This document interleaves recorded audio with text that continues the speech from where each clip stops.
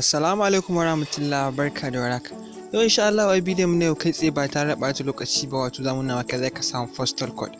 Kai tsaye da farko wato ma'anar postal code ya kasance wato shi wani code ne na musamman wanda kowace ƙasa ake bata shi, kuma sannan a cikin kowace ƙasa da akwai kuma kowane state ana ba shi wato postal code ɗin nan.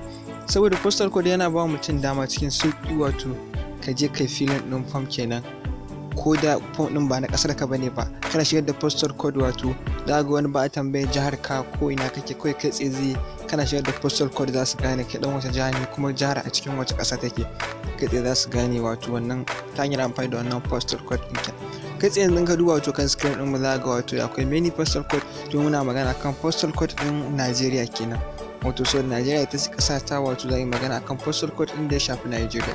In ka duba za ga wannan wani website ne na musamman wanda yake samar da wato postal code kenan, za ga sunan shi Web for Africa. Wato Web for Africa ya kasance suna samar da postal code yace kai tsaye kana yin searching aka samu postal code, kuma sannan wato majority wasu website suna buƙatar postal code. Kamar misali irin ka je cike fullfreeserver.com, a baya mun yi yadda ka buɗe website kenan ta hanyar amfani da website pre-hosting free domain kenan, kuma sannan da akwai hanyar amfani da GoDaddy, shi ma wato ana aiki da shi da lokacin da mutum wato zai sai domain kenan.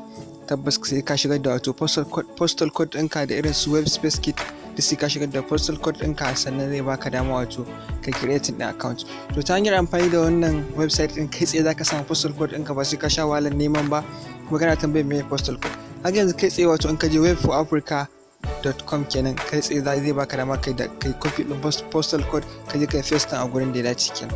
Wannan shi ne ƙarshen bidiyon namu, mun gode.